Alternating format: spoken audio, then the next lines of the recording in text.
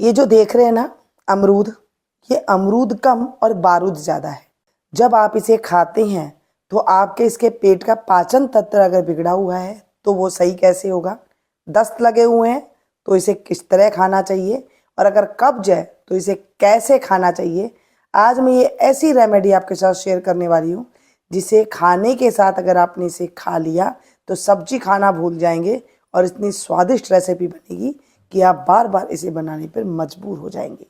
जी हाँ, 2 मैंने पके हुए अमरूद लिए हैं और 3 से 4 आंवला लिए हैं। सर्दी जाने से पहले इस रेमेडी को ज़रूर अपना करके खा लीजिएगा। 12 महीने के लिए आपका पेट एकदम बढ़िया सीमेंट जैसा बढ़िया हो जाएगा।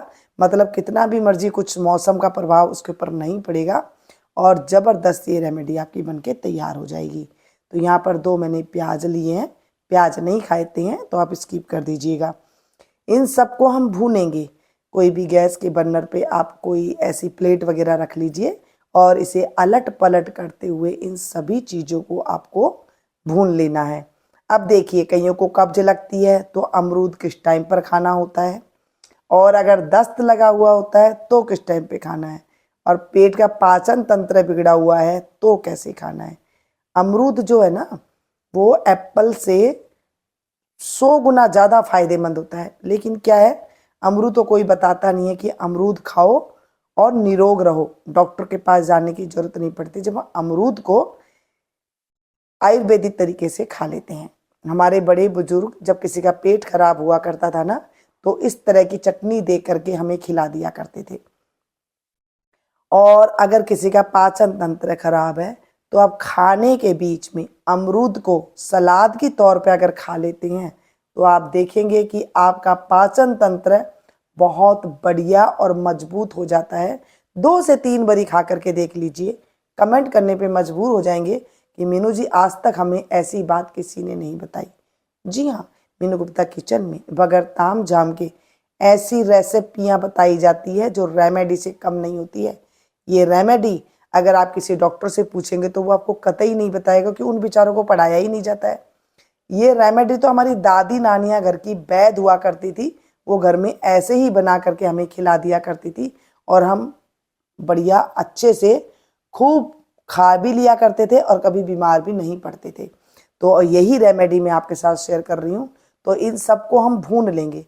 पहले घर में सिगड़ी हुआ करती थी, चूल्हा हुआ करता था, तो ऊपर रोटी जब तक सिकती थी तो ये चीज़ भून करके हमारी तैयार हो जाया करती थी। और जब सुबह की रोटी बनाती थी ना मम्मी, शाम को जब वो चूल्हा होने वाला होता था रोटी बनाने के बाद, उस टाइम पर ये चीज़ें डाल दिया करती थी। फिर शाम को ये भुने हुए मिलते थे, इनकी चटनी बना करके हम लोगों को दे दिया करती थी। तो ये रेमेडी ना दवाई से कम नहीं होती है। जो महंगी महंगी दवाइयाँ खाते हैं ना, पेट के लिए फिर रहे हैं कि हमारा पेट में दस्त लगा हुआ है, क्या करें, कब्ज है, कितनी तरह की आपने दवाइयाँ खा ली होगी। मामूली सा अमरूद आपके कब्ज को तोड़ेगा। लेकिन जिनको कब्ज है उन्हें कैसे खाना है, सुबह सवेरे खाली पेट आपको खाना है, बीज नहीं खाना है। उसके साथ बीज आपको हटा देनी है, सिर्फ इसका गुदा गुदा खाना है। पका हुआ अमरूद होगा तो ज़्यादा बेस्ट होगा, उसको आप खा लेंगे तो वो पेट में जा कर के अच्छे से पच जाएगा। नहीं तो जो आपके पास है कच्चा पका जैसा है वो आप ले सकते हैं। दस्त लगे हुए हैं, खाना खाने के बाद आप अमरूद का सेवन कीजिए। आप देखेंगे 2 से 3 दिन में आपको कैसा भी दस्त लगा हुआ हो वो आपके दस्त बंद हो जाएंगे, और पेट जो है इतना मजबूत हो जाएगा कि आप कुछ भी खा लीजिए, पत्थर भी खा लेंगे ना, एक कहावत है, वो भी पच जाएगा। ऐसे इसके बारे में कहा गया है। चलिए जी, ये रेमेडी मैं आपके साथ शेयर कर रही हूँ आज चटनी के रूप में। चटनी आपने कई तरीके से खाई है। क्या विटामिन सी से भरपूर आपने कभी चटनी खाई है? जी हाँ, अमरूद में विटामिन सी भरपूर मात्रा में होता है। आंवला में सभी को पता है विटामिन सी भरपूर मात्रा में होता है। तो इनकी जब हम चटनी बनाते हैं तो ये आपके चेहरे की रंगत को निखारेगा, आपके बालों को स्मूथ एंड शाइन करेगा। आपके चेहरे पर क्रीम लगाने की जरूरत नहीं पड़ेगी जब आप अंदरूनी इन चीज़ों को इस्तेमाल करते हैं। पहले देखा होगा हमारी दादी नानियाँ कोई क्रीम वगैरह नहीं लगाती थी, उनका चेहरा ऐसे चमकता था चांद की तरह, साफ सुथरा हुआ करता था। कोई फेस वॉश नहीं हुआ करता था, कोई सीरम नहीं हुआ करता था। आज हम सीरम लगाते हैं क्योंकि अंदर हमें कुछ मिलता तो है नहीं, ना ही हम लोगों को इतना पता होता है। बड़े बूढ़ों की अब कोई मानता नहीं है, और जिन घरों में बड़े बूढ़े हैं नहीं, वो इधर उधर से देख करके जैसे उनको बनाना आता है वो खा लेते हैं। तो कोई भी कारण हो जाता है तो आप इस तरह से ये रेमेडी जरूर बना करके खाइएगा, बच्चों को दीजिएगा। बहुत ज़्यादा बच्चों की अगर रंग कालापन में है, आप चिंता करते हैं कि बच्चों का रंग गोरा नहीं है, चेहरे पे चमक नहीं है, बाल बढ़ नहीं रही है, हाइट बढ़ नहीं रही है, सबके लिए बहुत ज़्यादा फायदेमंद रहेगा। खाना बनाना एक कला है। देखिए, पहले हमारी मम्मी दादी जो खाना बनाती थी वो एक कला के साथ ही बनाया करती थी, और वही कला के साथ जब खाना बनता था वो खाने की कोई और ही बात हुआ करती थी, क्योंकि घर की खाने की बात कुछ और ही होती है। वैसे तो बड़े बड़े रेस्टोरेंट में भी खाना आपको मिल जाएगा, लेकिन घर जैसी चीज़ें आपको कहीं नहीं मिलेगी। आंवला को छील लिया, प्याज को छील लिया, अमरूद को छील लिया, काला काला हिस्सा है जो हटा दिया, इसे धोना नहीं है, इसका स्मोकी फ्लेवर बहुत अच्छा लगेगा। आप चाहे तो इन बीजों को हटा करके भी इसको आप पीस सकते हैं। एक कढ़ाई ले ले या भारी तले का कोई पैन ले ले, उसमें मैंने यहाँ पर एक बड़ा चम्मच सरसों का तेल लिया है। सरसों का तेल में एक स्मोकी फ्लेवर होता है, उसे थोड़ा गर्म करके धुआंधार थोड़ा ठंडा कर ले। उसके बाद जब वो थोड़ा गर्म रह जाए उसमें एक चम्मच छोटी राई का दाना डाल दीजिएगा। राई अच्छे से क्रैकल होनी चाहिए, ध्यान दीजिएगा। अगर राई अच्छे से क्रैकल नहीं होगी तो वो कड़वी लगेगी। और 4 से 5 डंडी मैंने करी पत्ता के लिए, करी पत्ता का फ्लेवर इसमें बहुत बढ़िया आता है। आपको जितना मिल जाए ना उतना डाल दीजिएगा, 4 से 5 डंडी तक आप इसमें डाल सकती हैं। और बस ये डालने के बाद हल्का सा जब ये क्रैकल हो, मतलब हल्की सी क्रिस्प जैसा बन जाए, तो इसमें 1 चम्मच हम डालेंगे उड़द की दाल, जो भीगी हुई नहीं है, कच्ची है, बस कपड़े से आप पोंछ ले डाल दीजिए। 1 चम्मच चने की दाल, ये हम इसमें डाल देंगे, फ्लेवर बहुत अच्छा आता है। 2 लाल मिर्ची डाल देंगे साबुत।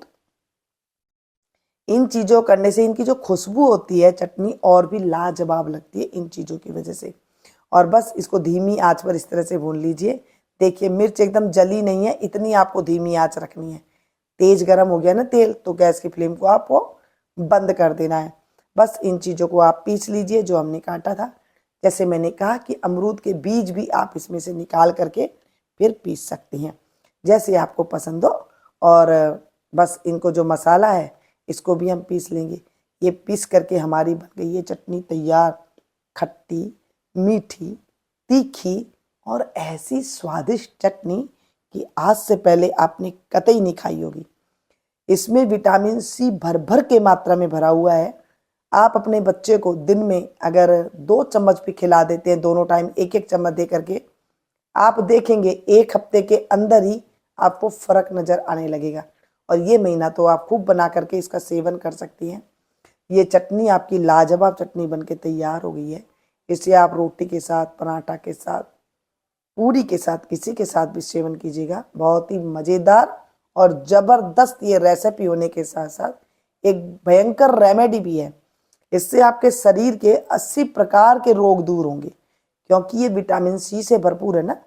विटामिन सी जब खून के अंदर जाता है तो शरीर में चमक आती है, लचीलापन आता है, शरीर के अंदर एक ऐसी चमक आती है जो सब पूछेंगे कि आजकल आप कौन सी क्रीम लगा रहे हैं। आज की रेसिपी आपको कैसी लगी जरूर कमेंट करके बताइएगा। मैं बहुत मेहनत के साथ आप लोगों के लिए पुराने ज़माने की रेसिपियाँ और रेमेडियाँ लेकर के आती हूँ।